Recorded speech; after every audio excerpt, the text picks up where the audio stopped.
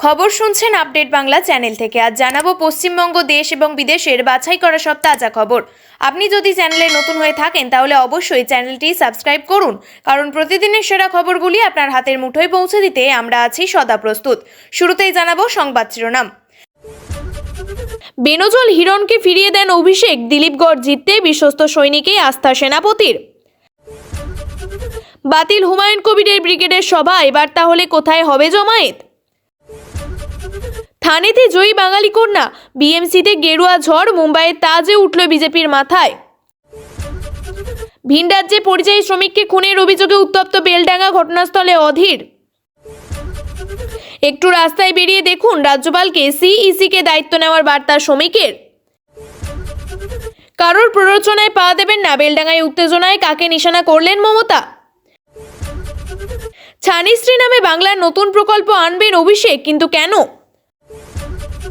হন্তদন্ত হয়ে বেরিয়ে যায় যুবক, রুমে যুবতীকে দেখে শিউরে উঠলেন প্রতিবেশীরা। এককালীন 50,000 নাকি মাসে মাসে? বিজেপি এলে লক্ষ্মীর ভান্ডারে ঠিক কত টাকা দেবে আভাস দিলেন শুভেন্দু। কিং খানের দলের বিরুদ্ধে এবার আইনি যুদ্ধে মুস্তাফিজুর, কি সিদ্ধান্ত বাংলাদেশি পেসারের? দেবকে নিয়ে একটা গল্প ভাবছি, বুনো হাঁস সিকুয়েল জল্পনাকে উস্কে দিলেন অনিরুদ্ধ।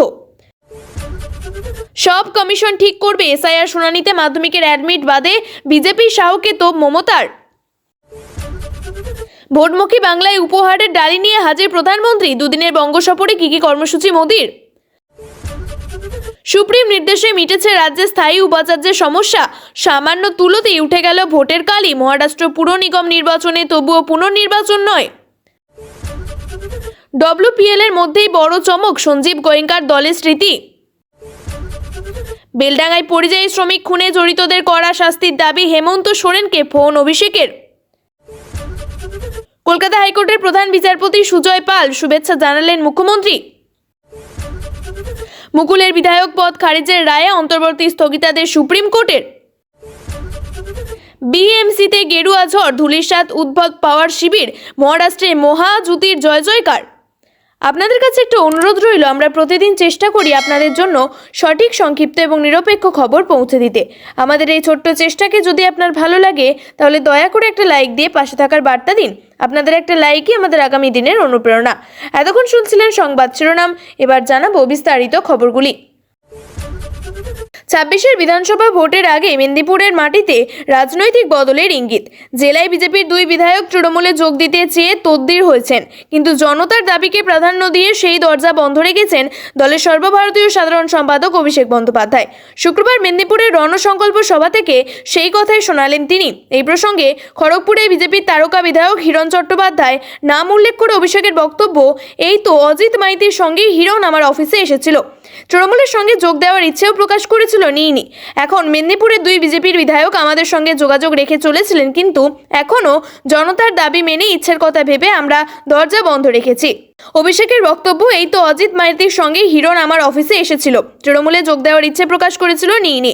এখন মেদিনীপুরের 2 বিজেপি বিধায়ক আমাদের সঙ্গে যোগাযোগ রেখে চলেছেন, কিন্তু এখানে জনতার দাবি মেনে ইচ্ছের কথা ভেবে আমরা দরজা বন্ধ রেখেছি। টার্গেট এখন আর জয়ের নয়, আগের 3 বারের তুলনায় ব্যবধান আরও বাড়িয়ে চতুর্থবার বাংলার মাটিতে মমতা বন্দ্যোপাধ্যায় সরকার প্রতিষ্ঠা করা। সেই লক্ষ্যে নির্বাচনের আগে গোটা রাজ্য চষে বেড়াচ্ছেন তৃণমূলের সর্বভারতীয় সাধারণ সম্পাদক অভিষেক বন্দ্যোপাধ্যায়। কর্মসূচির নাম, যতই করো হামলা, আবার জিতবে বাংলা। মেদিনীপুরের শহরে জনসভা করেছেন তিনি। মেদিনীপুরকে 15/0 করতে হবে, দলের কর্মীদের এই টার্গেট বেঁধে দেন অভিষেক।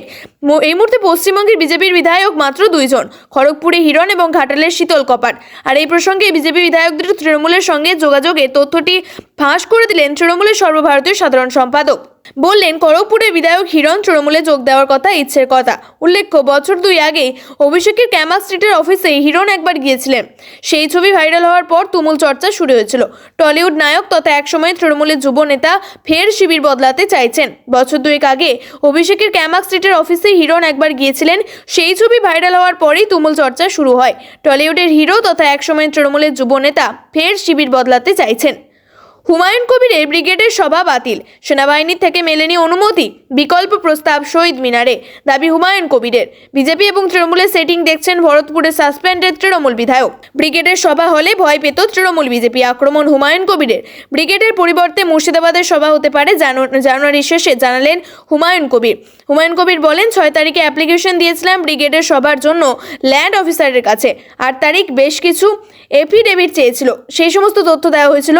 13 তারিখ আমার নামে চিঠি এসেছিল হুমায়ুন কবির। জনতা উন্নয়ন পার্টির চেয়ারম্যান এইভাবে তারপর বেলা 1টায় ডাকে। কিছুক্ষণ আগে জানতে পারি যে ওরা ব্রিগেড ময়দান দিতে পারবে না। ওরা বলছে শহীদ মিনারে এই সমাবেশ করতে, কিন্তু ওটা ছোট জায়গায় 30,000 লোক ধরতে পারবে না। আমার টার্গেট তো 10 লাখ। তাহলে বিকল্প কি সিদ্ধান্ত নিয়েছেন হুমায়ুন কবির? তিনি বলেন, ফেব্রুয়ারিতে করব, কিন্তু এই সিদ্ধান্তের পর জানুয়ারি শেষে এই সমাবেশ করব। সমস্ত নিয়ম মেনেই করব, জানুয়ারি শেষে করব। 10 লক্ষের লোকের জমায়েত করে তৃণমূল সরকারের মৃত্যু ঘণ্টা বাজাবো মুর্শিদাবাদ থেকে। অপসারণ করার কাজ শুরু হবে, এখানে তো জায়গা দিল না, তাই মুর্শিদাবাদের মাটিকেই বেছে নিলাম। এরপর ডোমকলে 50,000 নিয়ে মিটিং করব, কলকাতায় 30,000 নিয়ে আমি কি মিটিং করব? এদিকে মুর্শিদাবাদে অভিষেক বন্দ্যোপাধ্যায়ের সভায় যত ভিড় হবে তার থেকে নিজের সভায় বেশি ভিড় হবে বলে চ্যালেঞ্জ করেছিলেন হুমায়ুন কবির। মুর্শিদাবাদে অভিষেক বন্দ্যোপাধ্যায় যেখানে যেখানে সভা করবেন সেখানে সেখানে পাল্টা সভার চ্যালেঞ্জ করেছেন হুমায়ুন কবির। নদিয়ার কালীগঞ্জে জনতা উন্নয়ন পার্টির নতুন কার্যালয়ের উদ্বোধন করেন হুমায়ুন কবির। ভাঙলো ঠাকরে দুর্গ, মুম্বাই পুরসভা নির্বাচনে ফুটল পদ্ম। দেশের সবথেকে ধনী পুরসভা বৃহৎ মুম্বাই পুরসভা নির্বাচনে জয়ের পথে বিজেপি শিবসেনার মহাজুটি। অন্যদিকে 227টি আসনে এখনও বিজেপি শাসিত জোট 116টি ওয়ার্ডে এগিয়ে রয়েছে। শেষ আপডেট অনুযায়ী বিজেপি একা 88টি আসনে এগিয়ে রয়েছে, শিবসেনা 28টি ওয়ার্ডে এগিয়ে রয়েছে। অন্যদিকে আরও বড় চমক রয়েছে। শেষবারে 2017 সালে মহারাষ্ট্রের রাজধানীতে মুম্বাই পুরসভা নির্বাচন হয়েছিল, সেই নির্বাচনে জয়ী হয়েছিল শিবসেনা। এবার সেই দুর্গে ফাটল ধরিয়ে বিজেপি পদ্ম ফোটালো, আর তারপরেই শিরোনামে উঠে এসেছিল মহারাষ্ট্রের মুখ্যমন্ত্রী দেবেন্দ্র ফডনবিস। সেখানেই গতবার অর্থাৎ 2017 সালের নির্বাচনে বিজেপি মাত্র 82টি আসনে জয়ী হয়েছিল। সেখানে ফল প্রকাশের আগেই বিজেপির 88 আসন পার করে গিয়েছে। তিনি আরও একবার প্রমাণ করে দিলেন যে শুধু মুখ্যমন্ত্রী হিসাবে নন, দক্ষ প্রশাসনিক ক্ষমতাও রয়েছে তার। সেই কারণে তার নেতৃত্বে একের পর এক নির্বাচনে জয়ী হয়েছে বিজেপি। জোটসঙ্গী একনাথ শিন্ডের শিবসেনাও 28টি আসনে এগিয়ে। সংখ্যাগরিষ্ঠতার জন্য প্রয়োজনীয় 114 আসন ইতিমধ্যেই পার করে গিয়েছে জোট। একনাথ শিন্ডে শিবসেনার গড়েই ক্ষমতা দখল করতে বেগ পাচ্ছে। গতবার সেখানে অবিভক্ত শিবসেনার 84 কর্পোরেট ছিল, তারা এবার 30টি আসন পার করেছে কোনো মতে। অন্যদিকে তুলনামূলক ভালো ফল করেছে উদ্ধব ঠাকরের শিবসেনা, তারা এখনো পর্যন্ত 72টি আসনে এগিয়ে। তবে গতবার 217টি 2017 সালে 84টি আসনে জয়ী হয়েছিল অবিভক্ত শিবসেনা। এবার আবার উদ্ভবের শিবসেনার সঙ্গে জোট বেঁধেছে রাজ ঠাকরে মহারাষ্ট্র নবনির্মাণ সেনা। বিএমসি নির্বাচনে ঠানে জেলার মীরা ভায়ান্ডারের 2 নম্বর ওয়ার্ড থেকে জয়ী হয়েছেন বিজেপির প্রার্থী জয়া রথিন দত্ত। তার কথা উল্লেখ করেছেন বিধানসভার বিরোধী দলনেতা শুভেন্দু অধিকারী। ভাঙলো ঠাকরে দুর্গ, মুম্বাই পুরসভা নির্বাচনে ফুটল পদ্ম। অতিরিক্ত কাজের চাপ, এসআইআর প্রক্রিয়া শুরু থেকে একই দাবিতে বিক্ষোভ দেখিয়েছেন বিএলওদের একাংশ। এই পর্বে প্রায় শেষ লগ্নে এসে বিএলওদের একাংশের সেই একই অভিযোগ। এবার রাজ্যে বিভিন্ন প্রান্তে গণ ইস্তফা দিয়ে শুরু হয়েছেন বিএলওদের একাংশ। শুধু তাই নয়, অন্তিম লগ্নে দাঁড়িয়ে এসআইআর ইস্যুতে কার্যত জ্বলছে বাংলার প্রশাসনিক ভবন। মুর্শিদাবাদের ফরাক্কায় বিডিও অফিসে খোদ বিধায়কের নেতৃত্বে ভাঙচুরের অভিযোগ, আর তারপর দিনই উত্তর দিনাজপুরের ঝাকুলিয়া বিডিও অফিস জ্বালিয়ে দেওয়ার অভিযোগ, পুড়ে ছাই নথি। এবার গোটা পরিস্থিতি মোকাবিলায় রাজ্যপাল নির্বাচন কমিশনকে পথে নেমে দেখার আহ্বান জানালেন বিজেপির রাজ্য সভাপতি শ্রমিক ভট্টাচার্য। তার স্পষ্ট বক্তব্য, দিল্লি বা রাজভবনে বসে রিপোর্ট পড়ে বাংলার বাস্তব পরিস্থিতি বোঝা সম্ভব নয়। রাজ্যপালের বিরুদ্ধে মুখ খুললেন তিনি, বললেন, রাজ্যপাল শুধু রাজভবনে বসে থাকলে হবে না, একটু রাস্তায় বেরিয়ে দেখুন, রাজভবন থেকে বেরিয়ে আসুন, রাজ্যের পরিস্থিতি একটু দেখুন। তিনি রাজ্যের বিভিন্ন জায়গায় যান, আমরা চাই। শ্রমিকের বক্তব্য, সাংবিধানিক সংকট যদি মনে করে কমিশন, তাহলে দায়িত্ব নিতে হবে রাজ্যপালকে, দায়িত্ব নিতে হবে রাষ্ট্রপতিকে, কেবল রাজ্যপালকে নয়। বিএলওদের বিক্ষোভ আন্দোলন, তার পরিস্থিতি মোকাবিলা, নির্বাচন কমিশনের কোর্টেই বল ঠেলেছেন তিনি। শ্রমিকের বক্তব্য, আমাদের একমাত্র লক্ষ্য হলো ভোটার তালিকা শুদ্ধিকরণ কমিশনকে সহযোগিতা করা। বিএলও টুরা আক্রান্ত হলে সেটা আমরা রাজনৈতিকভাবে মোকাবিলা করব, কিন্তু বিএলওরা যদি আক্রান্ত হন, পদত্যাগ করেন, তাহলে ইলেকশন কমিশন কি করছে? তার স্পষ্ট বক্তব্য, যদি ইলেকশন কমিশন অপরাগ হয়, যদি সাংবিধানিক সংকট তৈরি হয়, তাহলে তার দায় রাজ্যপালকে নিতে হবে, রাষ্ট্রপতিকে নিতে হবে। ঝাড়খণ্ডে পরিযায়ী শ্রমিককে পিটিয়ে খুনের অভিযোগে শুক্রবার সকাল থেকেই উত্তপ্ত মুর্শিদাবাদের বেলডাঙ্গা। পথ অবরোধ করা হয়, রেল লাইন অবরোধ করেন বিক্ষোভকারীরা। আইন শৃঙ্খলা নিয়ে প্রশ্ন তুলে সরব হন বিধানসভার বিরোধী দলনেতা শুভেন্দু অধিকারী। বেলডাঙ্গার বিক্ষোভ নিয়ে মুখ খুললেন মুখ্যমন্ত্রী মমতা বন্দ্যোপাধ্যায়। শুক্রবার শিলিগুড়ি যাওয়ার পথে কলকাতা বিমানবন্দরে তিনি বলেন, রাজনৈতিক উদ্দেশ্যে কেউ কেউ মদত দিচ্ছেন। সাধারণ মানুষকে কারোর প্ররোচনায় পা না দেওয়ার আবেদন জানান তিনি। বেলডাঙ্গার বাসিন্দা আলাউদ্দিন শেখের ঝুলন্ত দেহ উদ্ধার হয়ে ঝাড়খণ্ডে, সেখানে ফেরিওয়ালার কাজ করতেন তিনি। পরিবারের অভিযোগ, আলাউদ্দিনকে খুন করে ঝুলিয়ে দেওয়া হয়েছে। এদিকে সকালে মৃতদেহ গ্রামে পৌঁছাতে বিক্ষোভ শুরু করেন স্থানীয় বাসিন্দারা। টায়ার জ্বালিয়ে রাস্তা অবরোধ করেন, বাঁশ ফেলে রেল লাইন অবরোধ করা হয়। পুলিশ অবরোধ তুলতে গেলে স্থানীয় বাসিন্দাদের সঙ্গে বচসা বাঁধে। ঘটনাস্থলে আসেন জেলাশাসক নিতিন সিংহানিয়া। আন্দোলনকারীদের সঙ্গে কথা বলেন, তাদের দাবি দেওয়া খতিয়ে দেখার আশ্বাস দেন। পরিযায়ী শ্রমিকদের জন্য হেল্পলাইন নম্বর চালু করার কথা জানান। এরপর অবরোধ ওঠে। শিলিগুড়ি যাওয়ার পথে কলকাতা বিমানবন্দরে বেলডাঙ্গার বিক্ষোভ নিয়ে সাংবাদিকদের প্রশ্নের মুখোমুখি হন মুখ্যমন্ত্রী। তিনি বলেন, সংখ্যালঘুদের ক্ষোভটা স্বাভাবিক, আমি এর জন্য ক্ষুব্ধ। পরিযায়ী শ্রমিকদের উপর যে অত্যাচার হচ্ছে, প্রত্যেকটা কেস আমরা দেখছি, এফআইআরও হয়েছে প্রত্যেকটা, আমরা গ্রেপ্তার করব। যা করেছে তা অন্যায়, আর এটা বিজেপি শাসিত রাজ্যগুলিতে হচ্ছে। তাহলে বিজেপি বাংলায় কি বলে? আমাদের ভোট দিন। বিজেপি শাসিত রাজ্যে বাংলার কথা বললেই অত্যাচার করা হচ্ছে, তাহলে বিজেপি আশা করছে বাংলার মানুষ তাদের আশেপাশে থাকবে? এরপরে তিনি বলেন, বেলডাঙ্গায় আপনারা জানেন কাদের কাদের প্ররোচনা হয়েছে, আমি আর নতুন করে বলতে চাই না।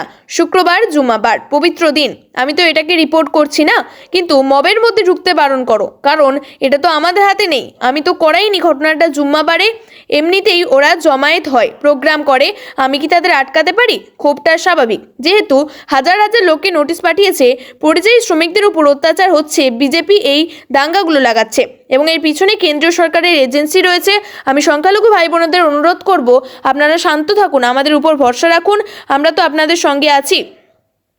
কারোর প্ররোচনায় পা না দেওয়ার অনুরোধ করেন তিনি। মুখ্যমন্ত্রীর এই মন্তব্য নিয়ে রাজ্য বিজেপি সভাপতি শ্রমিক ভট্টাচার্য বলেন, সম্পূর্ণ সংখ্যালঘুদের বিরুদ্ধে খেপিয়ে উনি কি চাইছেন? পশ্চিমবঙ্গে দাঙ্গা লাগানোর প্রক্রিয়া চলছে, ওখানে হিন্দুরা দাঙ্গা লাগিয়েছে। একজন মুখ্যমন্ত্রী সরাসরি এই বিবৃতি দিচ্ছেন, এসআইআর হিন্দুদের জন্য হচ্ছে নাকি মুসলিমদের জন্য? ভারতবর্ষ ধর্মশালা নয়।